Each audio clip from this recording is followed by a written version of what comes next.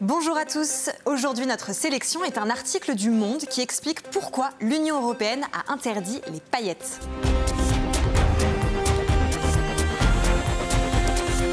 La décision est tombée le 17 octobre 2023 et sera progressivement appliquée à toute l'Europe.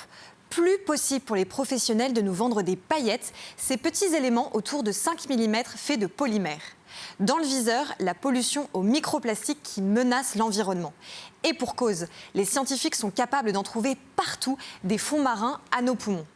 Alors les risques pour la biodiversité et pour notre santé sont importants. Pour les humains, l'ingestion de ces microplastiques peut engendrer des dysfonctionnements du système reproductif et même favoriser de nombreux cancers. Le danger pour les animaux est aussi bien réel, d'autant que l'on trouve des microplastiques jusque dans la glace de la banquise. Le plan européen zéro pollution exige donc que les pays membres de l'Union européenne réduisent de 30% la pollution par les microplastiques à l'horizon 2030. Alors la cause est louable, mais elle fait tout de même grincer des dents dans les milieux artistiques. En France, le secteur de la mode raffole des paillettes. Les grandes marques de haute couture se fournissent chez Langlois Martin, une entreprise française fondée en 1919, qui est la seule fabricante de paillettes pour la broderie. Ses clients viennent de loin, parfois même de Chine. Pour eux et pour les autres, il va falloir s'adapter, car il n'est plus possible de produire de paillettes plastiques, même si les marchands ont le droit d'écouler leur stock déjà existant.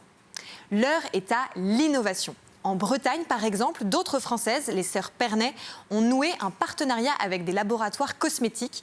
Fini les plastiques, l'aluminium, les produits chimiques et les tests sur les animaux. Elles parient sur les paillettes biodégradables. Ces nouveautés font fureur partout en France depuis 2 ans et montrent qu'il faudra savoir réinventer notre façon de créer pour répondre aux défis de demain.